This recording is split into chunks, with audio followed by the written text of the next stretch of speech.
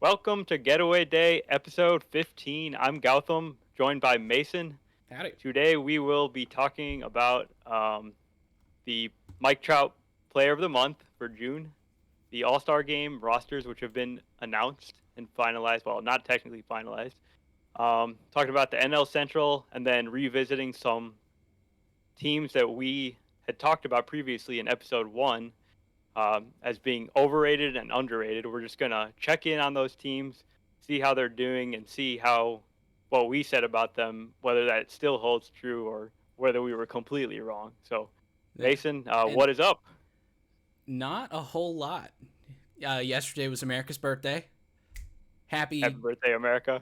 happy 240. Crap, I gotta do the math. Let's see, what would it be? 246, I think. Uh, yeah, that sounds right. Still young. Doesn't look a day over about 187. So we're doing good. No, just kind of chilling at home. Watched a lot of TV. Kind of took a weekend off from baseball, surprisingly. I watched a game here or there, but I wasn't like just diving into everything. Watching fireworks out my back window. But overall, pretty good weekend. Did you do anything fun this weekend? I visited some family in the city and just enjoying the extra day off from work. And we're not taking the week off for the podcast. We do not take breaks here. Yeah, this is work. We can't take off work. This is too important. We have fans that need to hear our voices once a week. That's right. All right, so Mike Trout Player of the Month for June. Would you like to announce the winner? I would like to announce the winner. So let's see. Let me give some stats here real quick. So, um, in the month of June, 25 hits. 5 of them are singles, 6 of them are doubles, 1 of them is a triple, and 13 of these 25 hits for this player this month, home runs. Um, he struck out 27 times, hit 309 for the month, and then this is gonna give away who it is, but on the bump, he had 33 strikeouts. So he struck out more people than he struck out over the course of the month. He had a 247 average against and a 309 average for. Our Mike Trout player of the month is Mike Trout's teammate, Shohei Ohtani. The dude is an Oh yeah. absolute beast. He is leading the league in home runs at 31 home runs right now. His ERA is a bit inflated from what it was previously. Let me see. That's his June stats. Where is his full season stats? Here we go. Full season stats, pitching. His 360 ERA is actually a bit high or a bit inflated after one bad start the other day. I think he gave up like, oh shoot, what was it, like 13 earned runs or something I ridiculous? don't think it was that bad. I think it was Seven? 7. Seven earned runs? Yeah. Someone else gave up 13 one day. I'm mixing those two up. But yeah, no, Shohei Ohtani has been just dominating the field, both on the bump and at the plate, and he is so fun to watch. I think we talk about him quite a bit, but if we didn't, we would be doing everyone a disservice. So yeah, And Otani's my guy. coming up next week for All-Star Week, Shohei's talents are going to be fully on display in both the home run derby and the game where hopefully he will get to pitch and hit, um, and just show everyone what he can do. I think he's really the main event of that weekend or Yeah, that week. Yeah. so Otani, for those that don't know this, Otani was elected the starting DH by the fans through the what was it, 2 round balloting, I think is how they Yeah. did it this year. So he made it into the top 3 and then was elected as the starter. So he is the DH to start the game. The players vote for the pitchers for the game. And so the players voted Otani as a pitcher for the All Star team. So he was voted by the fans to hit and the players to pitch, and he is the first player in MLB history to ever be named for both. So he is getting a lot of recognition now, and he's deserving of every single bit of it. There's a bunch of other podcasters and stuff that I watch that they have the biggest man crushes on Shohei Ohtani that I think I have ever seen. Like, so on, I don't know if you're on TikTok, Gowie, but there's a bunch of TikToks that are going around that's like, oh shoot, what is it? It's like the thing that men find most attractive, and then it's guys are stitching that TikTok on, and then just saying Ryan Reynolds. This is exactly that, but for baseball. So I want to get Shohei Ohtani and Ryan Reynolds together for a video. I think that'd be great. That would be glorious. Ooh. Yeah, so speaking of that All-Star game, talk a little bit about some of the guys that were elected to the team and selected. A lot of players are getting this honor for the first time, which is always really cool for them, because this is not always, for me, I don't necessarily care about the All-Star selection that much, but for the players themselves, I know it's like a huge honor to actually get selected. So um, I know Jesse Winker was one guy that was getting really emotional when he heard he had been selected, and he actually got voted in as a starter, which is awesome for him. And Yeah, same with Nick Castellanos, another guy that has never been elected, even though he's been a pretty good player in the league for a while now. And Castellanos has made it before, just not voted in, right? He was like the I believe he's a first-time All-Star, actually. I think he's a first-time guy, yeah. Oh, so Miggy must have been that, because every team has to have a representative, right? Right. Yeah. So for some reason, I thought he had been the reserve for the Tigers for a while when they were bad, but I guess that was probably V-Mart or Miggy. So, but yeah. So Castellanos, did Tatis make it in 19? No, he's also a first-time All-Star. Okay. Let's see. Adam Frazier, I think this is his first time. Yeah. So he's the starter at second base for the National League. And the Pirates actually got a second representative in Brian Reynolds, who's having an awesome season. And yeah, so Brian Reynolds is one of the reserve picks. Yeah, so Yep. It looks like the reserve outfielders for the National League are Mookie, Brian Reynolds, Kyle Schwarber, who's very deserving of it this last month, Juan Soto, and Chris Taylor. The one guy that I kind of, and we talked about this earlier, and you can easily probably refute this a little bit, but I kind of thought that Tyler O'Neill was deserving of a spot. Didn't get it. He may end up making the team if someone doesn't play. I know DeGrom has already announced he's not going to be playing, so we'll see some other Kyle guys. Kyle Schwarber had a pretty bad injury over the weekend, so he's definitely not going to be playing the game. So okay, yeah, I didn't know that. We do have some pitchers that are making their first appearances. Alex Reyes for the Cardinals. He's been dominant out of the pen this year. I think he's finally getting his walks under control, but he's got an ERA under 1. Let's see. Trevor Rogers for the Marlins made it as a rookie. Corbin Burns and Brandon Woodruff both made it. I think it's probably Burns' first All-Star game. I don't remember if Woodruff had ever been. Probably both of their first games, yeah. And then up in the American League, let's see. I know Shane Bieber's been. He was the MVP in 2019, if I remember right. See, Yusei Kikuchi. Actually, I hadn't realized he had been elected as a starter. That's actually... Oh, he's having... Yeah, he's their only representative. But Kikuchi has had a really good season compared to the last couple where he's just been kind of okay, not great. He's now finally starting to find his form, which is just in time, too, because I think it's a contract year for him, isn't it? Yeah, I actually talked about that with Matthew on the AL trade preview, where he's got a kind of interesting contract where he can... The team can either opt into that contract and it will give him, I think, 3 or 4 more option years immediately, or they can give him the player option. So that's going to be a really interesting decision at the end of the season. Okay.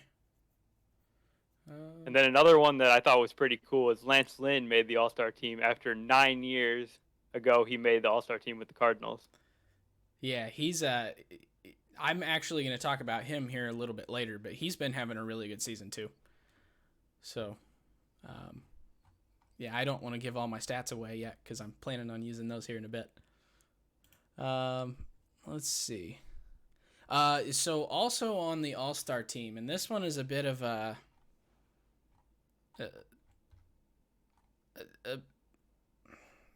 I don't know how to phrase it. It was a good selection, but it's starting to look like maybe he's not that guy. He's really struggling right now, and Aroldis Chapman.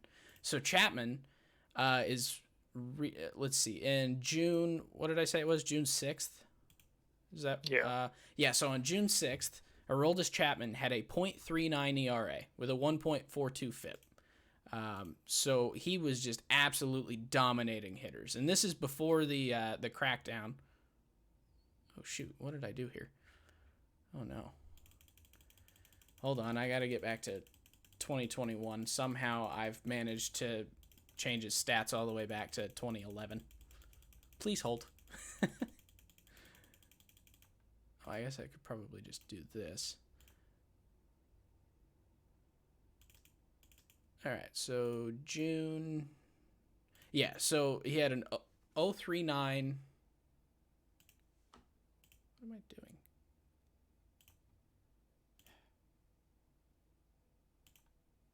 There we go.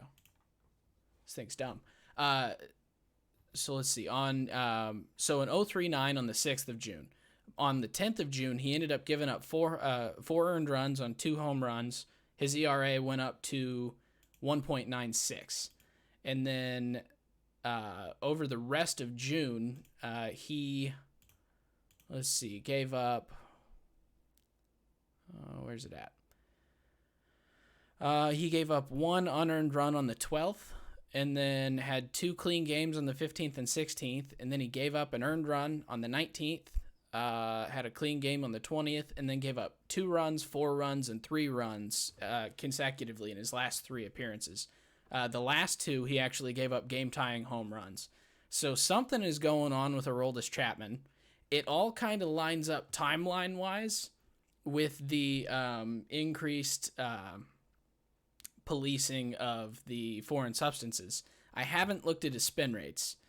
I do believe that I've heard that they're down. I don't know how much, but it's kind of concerning that the most dominant reliever in the last 15 years, 10, 15 Probably, years is now just all of a sudden horrible. And also his teammate Garrett Cole, who has, of course, had pretty big drops in his spin rate, has also been struggling a lot. He had another pretty bad start actually yesterday. So yeah, and Cole all but said, yes, I've used it in the past. He didn't say what days, but he basically said, yeah, you're going to use whatever you want or whatever you can find to give you a competitive advantage if you're not going to get in trouble for it. So basically said, yes, he did. If he's got it, then it leads you to believe other guys in that staff are probably also using stuff. So then having a precipitous fall off like Chapman's having now, right about the same time, it looks a little sketchy. But so yeah. So but I guess that brings up a question I have. I'll ask you about All-Star Game. So do you think it should just be the players that have the best first halves, or do you think it should be the biggest stars of the game playing in the game? Because I think it's kind of a combination of both, because ultimately you want to see the best players even if they're not necessarily having their best season in the game. Yeah, and that's kind of where I was about to say it. Like, guys that are like, some of these younger guys are the best players in the league. Like Vladdy, you got Acuna, all these guys that are really young. You want them there because they're budding superstars. They're playing amazing in the first half. So, yes, absolutely. But then you have guys like Nolan Arenado, who is having an okay first half. It's not bad by any means, but it's not amazing. It's not, or he's done better himself. But they're playing in Colorado, so people want to see him start the All-Star game in Colorado. So, and he's one of the biggest names in baseball. So even though he's maybe not the best third baseman in the National League right now, putting him in as the starter, because KB is the best third baseman in the National League, in my opinion. But, are you frozen? Yeah, he's having a good season for sure. But just picking on who starts the game, they both made the team, and that's ultimately what matters. And it's fine that Arenado's starting. Yeah, and but it's one of those things where it's like there's parts of the All-Star game that I think definitely should be like storyline, just getting your biggest players playing all in the same field, having your Mike Trout and your Mookie Betts and all those guys on the same field is awesome for baseball because those are the superstars people know. And then having these young guys like Aroldis, he's not young necessarily, but Aroldis Garcia, all these guys that are kind of popping off all of a sudden. Yeah. They're new names, so you want to start putting them in there and getting their names out. So you can't really do one or the other. It has to be a fusion of the two, or the game just doesn't benefit the league at all. So. Yeah, I'd agree with that. And we were talking about this off air that kind of like the snubs are really going to end up making the team anyways because there are going to be so many people dropping out for injuries or just people opting out or can't pitch or whatever. And so whoever didn't make it is going to make it. Yeah, I think I think the fans really actually do a pretty good job voting in qualified people for the game. Yeah, for the most part. The starter that I was kind of the most shocked by, and actually thinking about it now, though, I'm not necessarily sure I am shocked, but was Adam Frazier. He was like the one guy that, as far as a starter was concerned, it didn't make sense to me right off the bat, because I personally wanted Ozzy Albies. Yeah, and he's the bigger name. He's the bigger star. Well, and he's been playing better than Frazier. So, like, he's kind of got all of it. So, he's the one guy that was questionable to me as far as, like, did the fans get it right? But Adam Frazier is still a very deserving player. I'm not trying to knock him at all. But then you have Albies make the reserves and everything. So the players that the fans don't... Joe Madden has confirmed Shohei Ohtani will pitch and hit in the All-Star game right now. Why is he confirming that, though? He's not the manager. I don't know. Okay. Well, who are the managers? They're the managers of the World Series last year. So Kevin Cash and Dave Roberts. Yeah. Okay. Let's see. It looks like Eduardo Escobar made the team. Yeah, that was a big one. So he's been in the league for 11 years, and he makes his first All-Star game. That's just an awesome achievement for his career. Yeah.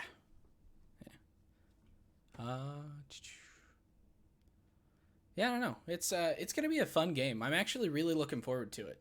I've not really liked the All-Star game that much the last couple years, just because there really hasn't.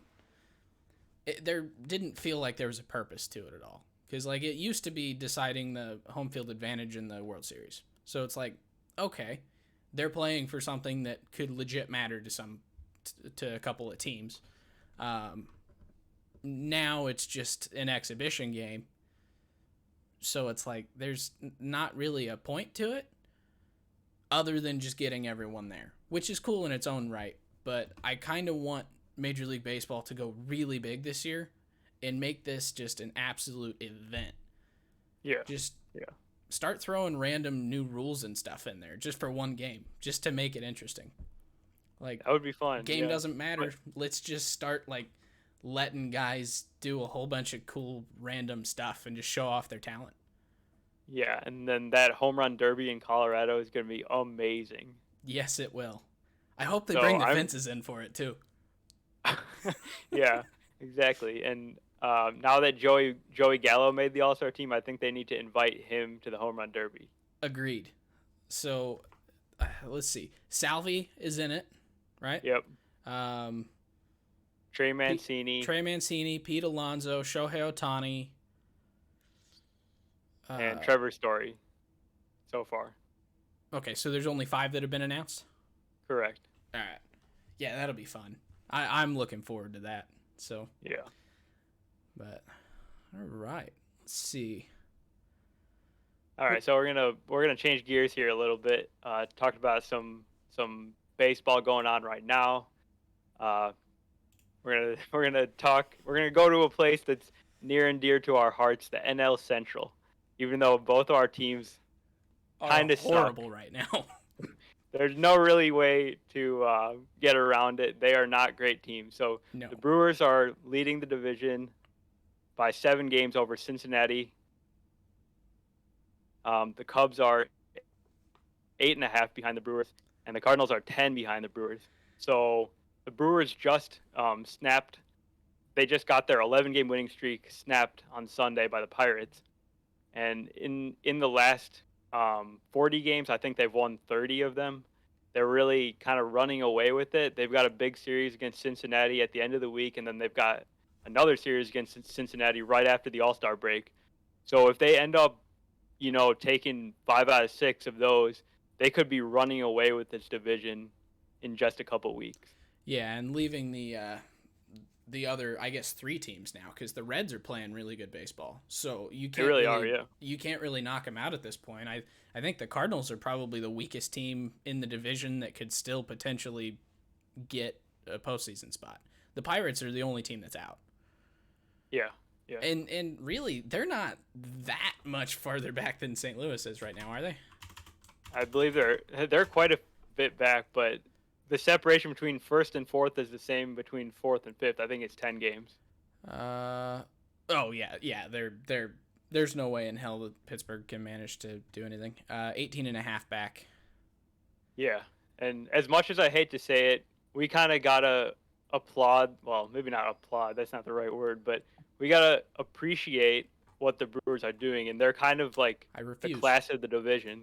They've got the they don't necessarily have the star players. Obviously, they have Christian Yelich. He hasn't even played up to his 2018 or 19 levels at all this season. Yeah.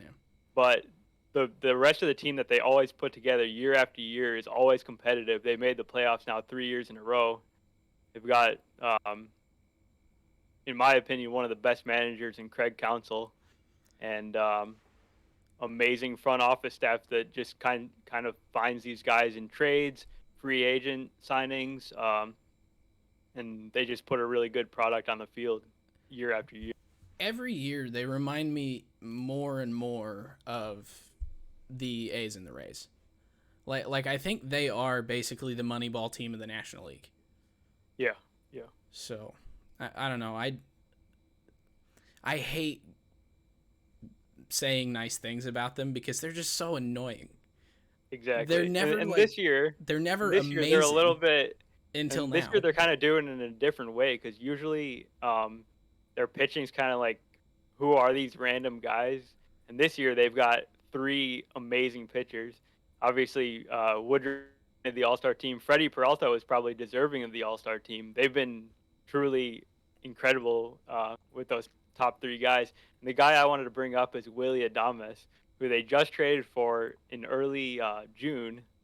In his 41 games with the Rays, he had 5 home runs, 7% walk, 35% strikeout, 74 WRC plus. He really wasn't a great player for them early on this season. He gets traded to the Brewers. He has 8 home runs. He's walking 12% of the time, hitting 293 on base, 377, slugging 544, 150 WRC plus.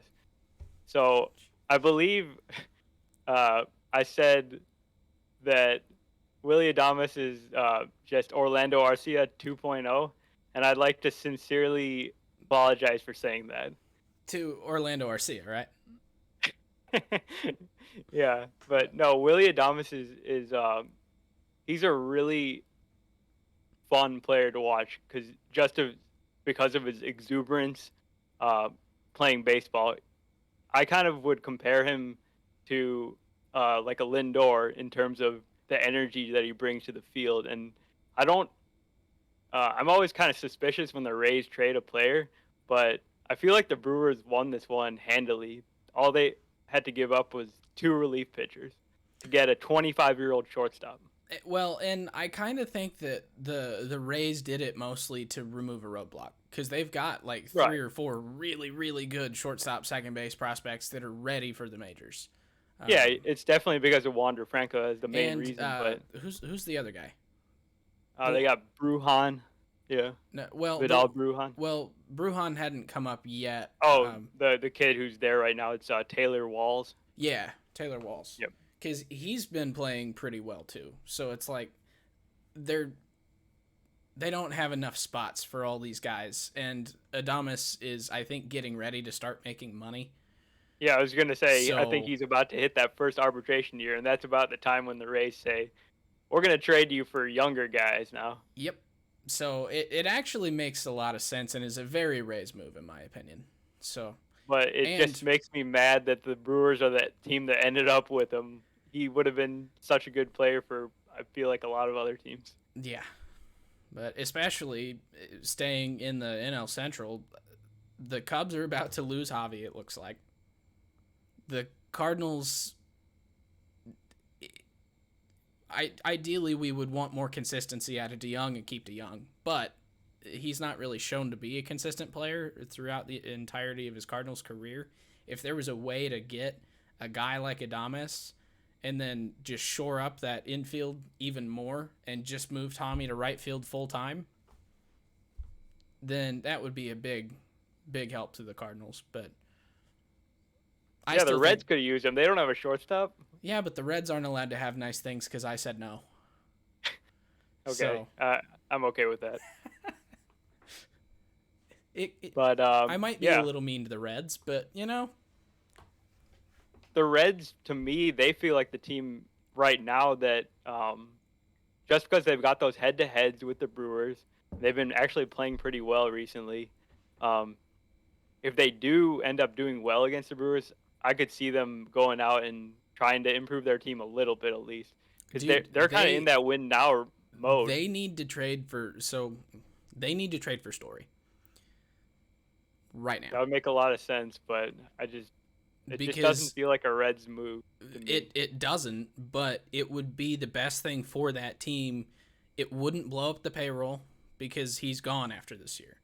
So if he plays really well and the fans love him and you decide you want to pay a guy a mega contract like you did with Joey Votto, who that one's still being paid off, um, then sign him back. But for a half-year rental on Trevor Story to actually give you a shortstop who can hit really well, keeping him in the second best hitters ballpark in the league, Yeah, it kind correct. of seems like the perfect move. And And they he could would get love him that for, too. That's like the best thing for him in terms of setting up his free agency. yeah, exactly. And then he's no longer going to be. I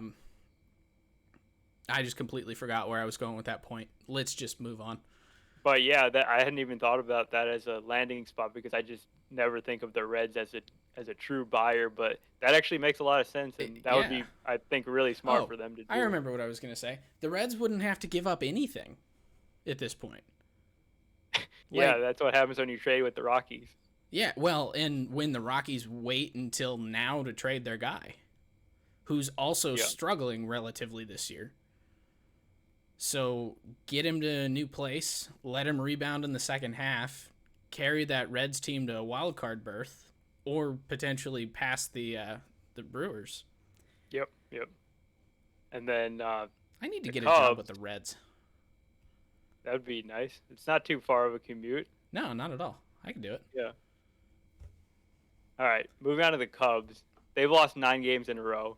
They've gone so fast from these guys are definitely buyers to these guys are definitely sellers. It's kind of ridiculous, but that's where we are now with them. And I guess the bright side is that they're not really in that middle ground. So pretty clear what Jed needs to do. It's just gonna be really interesting to see exactly how they handle it, who they decide to keep, who they decide to trade. And it's going to hurt a lot of fans. No matter what Yes, they it's going do, to hurt me fans a are going to lot. be pissed. So, Yeah. but yeah. And then No, we'll so finish up is with the it Cardinals. the Yeah. hitting or is it the pitching that's been struggling? I take it the pitching probably. The starting pitching has been pretty bad for most of the season. And then the hitting was terrible in June. Just missing the contact-oriented bats like Nico Horner, who just came back over the weekend, and Matt Duffy, guys that had really helped the team a lot in May. They went out with injuries, and then kind of everything fell apart. All the kind of they played really well in May, and that's what created the impression that they would be buyers, and then Yeah. they lost those guys, and And the then hitting KB. went south, and then they played some of the toughest pitching in the entire National League for basically an entire month. And that Okay. was pretty rough. Yeah. While the Brewers were playing Milwaukee, Colorado, Arizona basically every day of the month. Yeah. But and then So KB got hurt, didn't he? For like he didn't get hurt, just but a minor. he had a pretty tough month. So I thought he had like strained a muscle or something and was just yeah, playing through it. he had some minor injuries like he always does. Yeah. So, Which that's when KB tends to suck is when he's playing through minor injuries. So correct. Yeah. yeah. But yeah, and then the Cardinals just I don't get it. Like we're starting to see the rotation come back around to being good again. KK went 7 innings today, pitched really well. The Cardinals are actually going to win a game. But we're pretty much playing 500 baseball at all times. So we're not falling out of it, but we're not being competitive enough against teams that we need to beat. We just played the Rockies for a 4-game series this weekend, and we won one of them, I think. Correct. Yeah. And we should have won 3 of them. We had the lead in the 8th inning 3 different times, and we only converted one of them. So I don't know. I can't figure it out. The hitting has been really, really rough recently. Yeah, they're not hitting. The bullpen is still struggling with walks and everything. Like we keep walking in guys. We've walked like 30 runs in this season. Like it's a ridiculous number. But and I think they lead the league in hit batters also, along with the walks. So yeah. So control is a big problem right now for the entire staff. And like I said, the rotation's starting to figure it out. Waino is still pitching like Waino always has. He's just randomly pitching to 3.5 ERA, going like 8 innings every day. He's like and he only walks like 1 to 2 batters a game. He's the only guy who's pitching well. And then now you've got KK coming in and starting to get back in a rhythm. And then Oviedo is struggling. They need to let him pitch at AAA for a little bit, but they can't. There's no one else to take the rotation spot. Right. Yeah. So it's a really unfortunate situation. They need to trade for a pitcher no matter what, really. I think even if we end up being sellers, which we don't have anyone to sell, but if we end up being sellers, we still need to trade for an innings eater just so that we don't blow out people's arms. Yeah, I almost wonder with them being already 10 games behind whether they kind of go with the kind of soft retool sort of trade where they get something for 2022 because they should be competitive next year because we'll have to assume that they won't have as many injuries as this year. Yeah. And there's a lot of money coming off the books, so there's going to be a lot more money for free agent pitchers. Yeah. So you almost wonder if they go with something like that and then, but not necessarily a sell because there's not a whole lot to sell, and then they can just try to go with whatever team they have for this year and see if they can make a run. Salvage the season. Yeah. And I mean, this team very easily could do that. They do it every freaking year, it seems like. So a soft retool, they could get right back into a wild card berth, and I wouldn't be surprised. But the way they've been playing, if they don't, I'm also not going to be surprised. So Right. Yeah. What else? All right. Do we got any other Central teams that we haven't talked about yet? We haven't really talked about the Pirates, but I think we can skip them for the purpose of this conversation. Yeah. They're not really in the race. We know what they're going to be doing, selling their pitchers. Now, here's what we could do.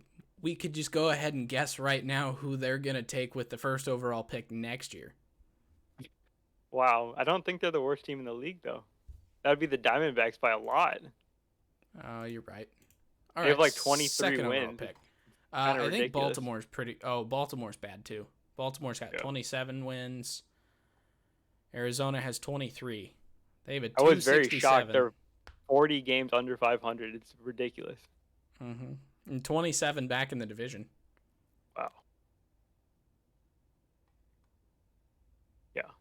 Anyways, let's move on from NL Central teams for now, and go back to some teams that we talked about a long time ago, before the season. Way back in episode 1.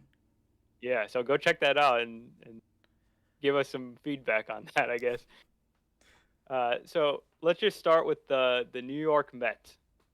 So the New York Mets, I believe, were your overrated team. Yes, they were. Yes. All right. So let's just a quick recap of what you had said back then. I don't know what I said back then. What? I remember some things that I said. I had some concerns about their pitching depth. I kind of have those concerns a little bit right now, but I didn't realize how good DeGrom, Walker, and Stroman would be, and they've been really good this year. Obviously, DeGrom's having some kind of crazy historic season with an 0.95 ERA and 136 strikeouts in 85 innings. Yeah. Taijuan Walker's got a 2.44 ERA, and Stroman's got a 2.59 ERA. Beyond that, they've got Syndergaard and Carlos Carrasco coming back at some point, so that's going to help them a lot. That is a pretty scary postseason rotation to be going up against. Yeah, and in the meantime, they're kind of rotating through like David Peterson, Joey Lucchesi, and Jordan Yamamoto, right? Who are all injured right now. Oh. All three of those guys are injured right now. Yeah, so between that and then their like historically bad defense, and then an excellent offense, but weren't sure how Lindor was going to respond to the change in scenery. That was kind of what you had said way back when. So I guess from offense, is the offense living up to the hype that... The offense is definitely not living up to the hype, but that's mostly because of the injuries. And the fact that they were able to keep afloat, they've been in first place for 2+ months right now, and they've still got a 3.5 game lead. Right now, though, they are seeming to get healthy in the lineup, so I'm expecting it to start taking off from this point forward, because they got Conforto and McNeil back last week. They got Brandon Nimmo back over the weekend. And then Lindor seems to be turning it around after a really slow start. And then Pete Alonso, I noticed, he's really upped his contact rate in 2021. He only has 15 home runs, but he's a huge power hitter. He's 99th percentile max exit velocity. No one hits a ball harder than this guy, basically. And when he's making more contact than ever before, I think he's going to hit like a ton of home runs in the second half. Yeah, and especially as it just keeps heating up, like physically heating up. That ball's just going to keep carrying further and further and further. But Cardinals just won, so they're now 42-44. Yay. They beat Kevin Gausman, who had him no hit through the first 6 innings. But yeah, no. So yeah, Pete's been playing really well. I like watching Pete play. He's actually the guy who hit that game-tying home run off of Chapman on. That's right. Not Sunday. Was it Sunday? Yesterday. I think it was Sunday. Yeah, Sunday. Yeah. No, it didn't even look like he pulverized the ball, just because he swung so easy through it, and then it went like 10 rows up in like left center, and it's like, oh my goodness. This dude has so much power. But right. So how's the defense doing? Are they still historically bad? Yeah, so I do remember in whenever we spoke the first time about this, I was trashing their defense, saying like JD Davis has like -7 defensive runs saved in the shortened season. I was like, this is a terrible defense. Actually, maybe the reason they've improved so much is because JD Davis has been out for most of the season. But they went from 25th in DRS in 2020, and now they're top 10. They're sixth in the league in DRS. So I don't know if that's just Lindor showing up or some of those depth pieces that they added for their outfield, like Kevin Pillar. But I was gonna say they've Pilar been, and Almora probably helped that a bit too.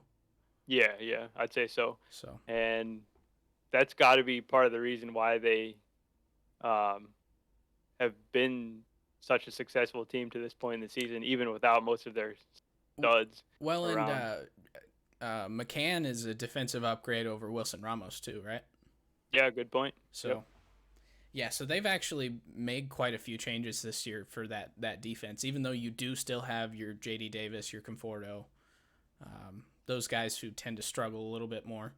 Pete is a pretty bad defensive Yeah. first baseman, if I remember right. Yeah, But he's not great. but I mean, he's at first. He's not going to impact it that much. All right. So would you say that the Mets are still overrated? No, I think they proved to me that all the depth additions that they did make to their club were successful because they were able to weather the storm so well. All right. And So I really then, don't think anyone's going to catch up to them in their division because how bad all those teams have played so far. yeah.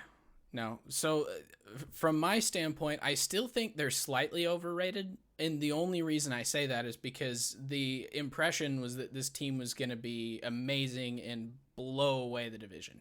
The reason they have the division lead right now is because the division's been so poor. It's so Yeah. lackluster. So in my opinion, they're still a little overrated, but it's a lot closer to being appropriate than where I thought they would be at the beginning of the year. So Yeah, and I really want to see how they do play if they can stay healthy in the second half. yeah. So I believe the next team is the White Sox, right? Which was my overrated team back in March, April, whenever that was. So back in March or April, kind of the big keys that I was talking about was Aloy being out for 5 to 6 months. Sad face. Dallas Keuchel not being quite. I was predicting a drop off from Dallas Keuchel. Lance Lynn, I thought would do okay. I didn't really expect him to be quite as good as he was last year. And then the TLR experiment.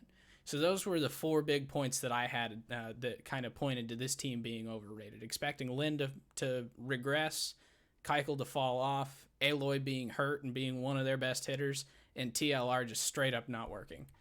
I feel pretty confident in saying that I was right about TLR. I don't think that's working.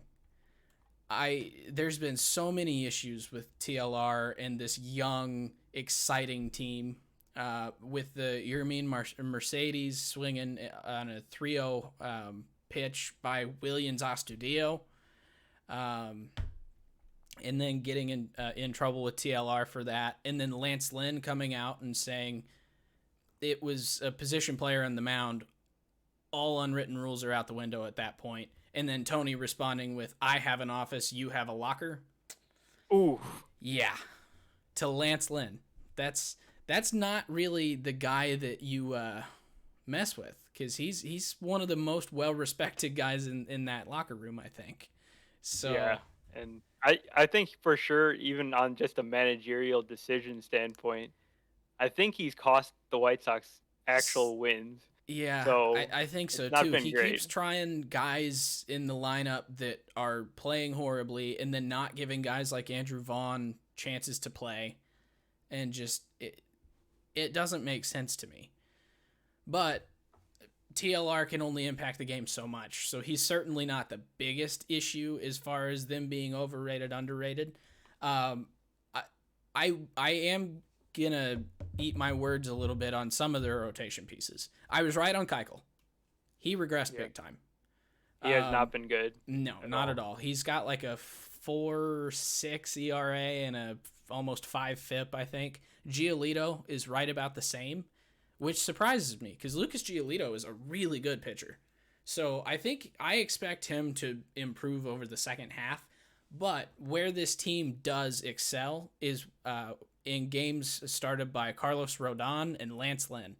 Rodon has a 2.37 ERA, 2.47 FIP over 14 starts. It's 83 and 2/3 innings. He's got a 30.6% CSW on the season. He had the no-hitter. He followed the no-hitter with like a 2-hit game. He's just been pitching out of his mind this year. And so him and then Lance Lynn at 84 and 2/3 innings over 15 games with a 2.02 ERA and a 3.07 FIP. So a pretty big difference there in his ERA FIP, which I pointed out in that first episode was something he had last year too. So it's not really a fluke because that's just kind of how he pitches. He always outperforms his FIP. But Lance Lynn is striking out 28% of the batters that he's facing, and he's doing what he does. He's striking out a lot of people, and he's eating a lot of innings, and that's what this team needs. That's right. They are missing Aloy, and Luis Robert went down for a long time, but they're both starting to rehab, and they'll be back. I think right after the All-Star break, we'll see Aloy, right? I'm not sure on the timeline. I think it might be a little bit later than that, but or maybe it's Lubob is coming back first. I don't remember what the order is. but they both have pretty serious injuries, and they've been out for a while. And then Nick Madrigal is also out for the entire season. Yeah. What was his injury? He tore his hamstring. Ooh. Yeah, I didn't know that. It was pretty bad. Yeah. And Madrigal is probably one of the biggest pieces they're going to miss because he didn't strike out and he hits like 350 or something stupid. But yep. Yeah. But I don't know. But so I see a lot of similarities with the White Sox and the Mets actually because they too have weathered so many injuries and they kind of just plug guys in that have really succeeded, like Mercedes at the beginning of the year. Yep. He obviously didn't really carry that through because he recently got sent back down to AAA. But the guys that they keep bringing up now, Gavin Sheets and Jake Berger, a couple position players, plug them straight in the lineup, and they're just raking immediately. So they seem like they've got some pretty good depth, and when they do get their stars back, this is going to be a team to kind of be scared of in the playoffs, especially with their really good starting pitching. Yeah, just like the Mets. And with their struggles, they're still 6 games ahead in the division at 49 and 34. They're a good team. Hurt. Yeah. So, and they're winning. I would say they were winning in spite of Tony La Russa's managing. Yes. Very much so. So I am retracting my branding of overrated for this team. I think this team is really, really good. And I think that they're actually playing worse than they are for a couple of reasons. And so I think the second half, if they can figure out how to keep winning in spite of TLR and they get a couple guys back, I think this team is going to be doing just fine. Yep. So, all right. So now to the teams that we thought were underrated back in March. Your underrated team is the Seattle Mariners.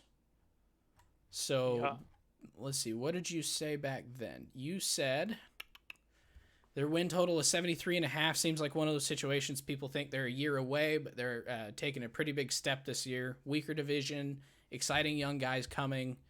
And then Kyle Lewis, Evan White need to show they can adjust to the league. Haniger's back. Ty France getting an opportunity. So that's what you had said back then. So where are we at now? I guess I got to take a victory lap because the Mariners have more wins than the Yankees. Yeah.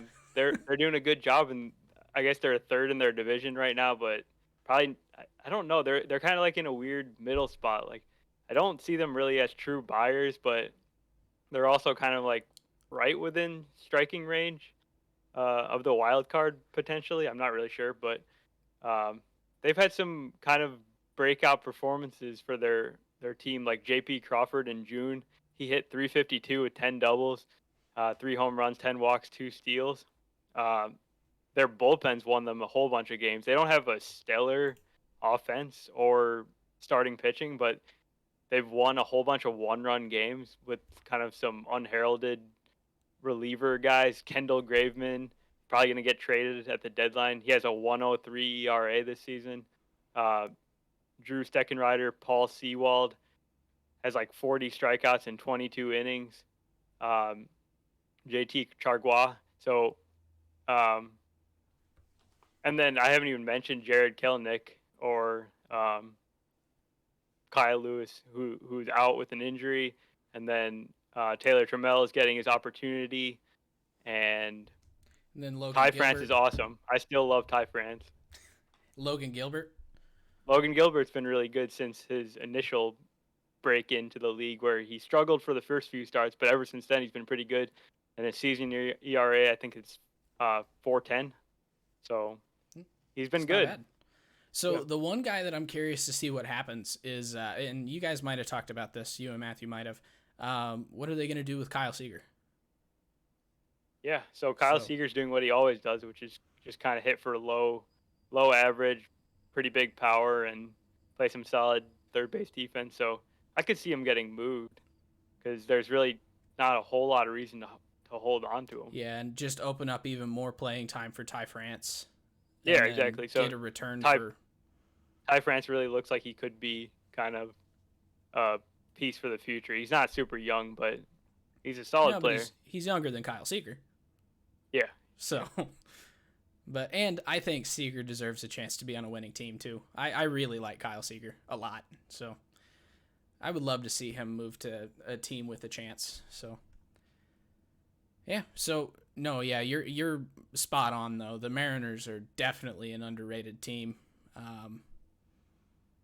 They're 45-40, so they're better than most of the NL Central. Yeah, that's right. Yeah. Yeah, like they would be second in the NL Central. They would be fourth in the NL West, but granted, that's a fantastic division. They would be winning the NL East. They would be in second in the AL Central. And then they're within striking distance of Tampa for the second wild card. Okay, yeah. So maybe they'll just give it a go, and I want to see how Kelenic does when he comes back up. I think he's gonna figure it out and be awesome. Yeah. Oh, and Shed Long yesterday. Did you see that home run? Shedrick Long. Yes. Hit one off the foul pole. But... So do you think the Mariners could be a true contender in 2022?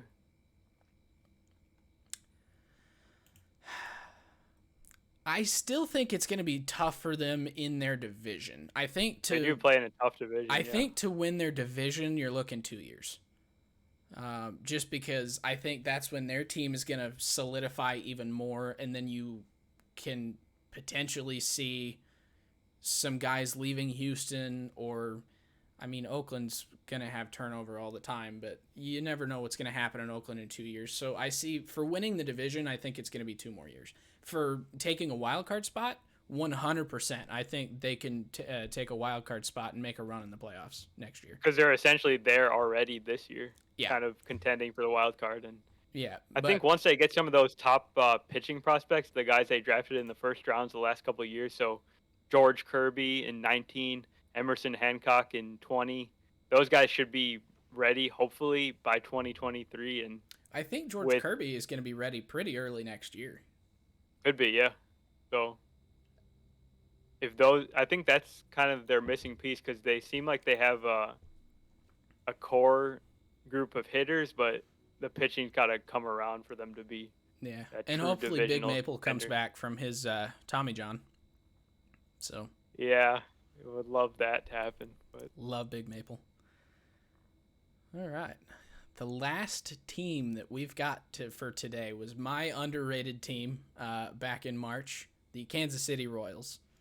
And I kind of think I have to strip the title of underrated away. I still think that they could make a run in the second half and be solid. So the Royals are 35-48, 14 games back of the Chicago White Sox. They're in fourth place. they're really only half a game ahead of Minnesota, so they're almost in last place. They're 3 games back of the Tigers, who are in third. The Royals are 22nd in team offensive WAR. They're 21st in pitching WAR. But they have bits and pieces that I think are starting to come back around to where this team could start to take off. So Sal is back to being a superstar. Defensively, he's struggling. I think he's got a -2 DRS so far this year. But hitting-wise, he's got a 119 WRC+. He's hit 20 home runs, and he has a 56.4% hard hit rate.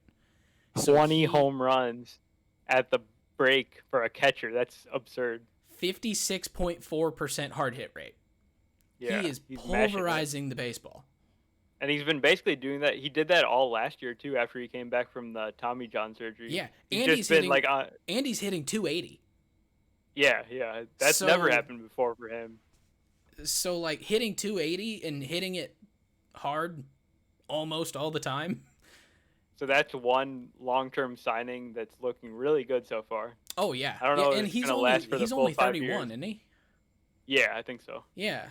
Benintendi is looking like he's bouncing back. Yep. So he's still not what he was back in 2018 with Boston, but he's hitting 279. So he's got a 108 WRC+, so he's still above average. He's got his strikeout rate back down from the obscenely high 32% last year. He's down to 19%. His walk rate is actually a career low right now at 7.8%, but he is hitting considerably better than last year.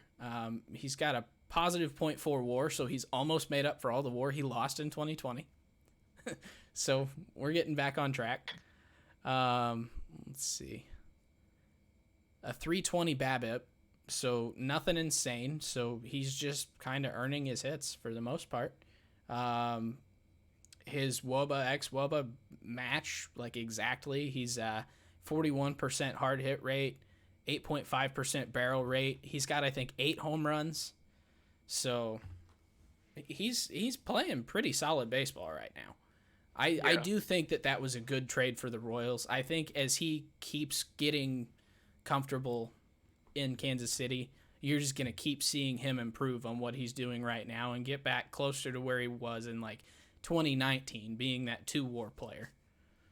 So yeah, the one thing that kind of shocked me about them is just how bad the bottom half of their lineup is, because you have Whit Merrifield, Benintendi, Carlos Santana, and then Sal. So that's a nice top 4 and then of the lineup. The then it rest just kind of it, it's dies. Michael A. Taylor is the only somewhat decent player, right? And even he's not really playing very well. So they got like Ryan O'Hearn, Jorge Soler, who's having an atrocious season. He's hitting 184 with only 6 home runs for the guy that has the franchise record for home runs with, I think, 48 in 2019 to only have 6 at the break. Hunter Dozier, who's been awful. Michael A. Taylor, and Nicky Lopez with Adalberto Mondesi out right now. So yeah, I would have liked their offense to be a lot better than it's actually been to this point. Yeah. And then I wanted to ask you about the pitchers. Like, should the Royals be worried about their first-round picks from 2018? They had 4 of them, and they were all pitchers from college. Because that was Daniel Lynch, Jackson Kowar. Yeah. Who else was in that? Brady Singer, and then the 2 guys you mentioned. Okay. So I don't think they need to be worried. So that's actually one of the other things that I was gonna mention was, so Lynch and Kowar both debuted, and they debuted horribly. Horrible. Which isn't really surprising. I mean, it's rare that a guy comes and debuts and is just amazing right off the bat. So they're both back down in AAA right now. But they were so bad. They were so bad. Like, that makes me scared. There's still time. I think Bubic and Singer have not been good themselves. Bubic has a 4.99 ERA. Brady Singer 4.74. He walks way too many guys. Bubic, I personally would be concerned about. I have a lot of confidence in Brady Singer. I think he'll be just fine. I think one of the 2 guys in Daniel Lynch and Jackson Kowar will end up being pretty good. And I mean, if you hit 2 out of 4 there, I'd call that a success. That would be a success, but right now I don't think you can say that any of those guys has been a success to this point. I still think Singer, based off what he did last year, I think he's just young. I think he'll figure it out. So, but I don't know. And then the other note that I had is not close to the majors yet, but Bobby Witt Jr. has been promoted to Double A, and he's just raking. The kid is so good. They should just call him up. They really should. I kind of want him to move him to Triple A like right now, and then let him play there for a couple weeks, and then maybe pull him up right after the All-Star break. Because I mean, at this point, they're so far out of contention that they're not gonna make the playoffs. So there's no reason to really rush him too fast. I wouldn't go straight Double A to the big leagues, but accelerate him, put him up in Triple A, see how he does after the All-Star break. If he's been doing well down there, bring him up to the big leagues. Like, they got nothing to lose. Except service time, right? Yeah, they don't. It's the Royals. I don't think they're really service time manipulators all that much. That's true. So that's true. I don't think they're too concerned. And to be honest, they'll make more money on selling jerseys and tickets for people to come see Bobby Witt Jr. than they'll lose by losing a year of service time. So, yeah. So I do think that I have to take the underrated title away from the Royals. They've got too many struggles right now for me to say that they're still underrated. Yeah, I think we both were kind of in that camp at the beginning of the season. We both thought they would be a lot better than they've been to this point. Yeah, and it's the hitting that I thought was going to be a lot better. I thought this team would be able to hit with the best of them, and the pitching would still struggle because it's still either really young or guys who they're probably going to trade. And Danny Duffy, he's probably on his way out the door. So you lose your best starter right there, and then your rotation's probably going to be looking like a lost puppy. So yeah.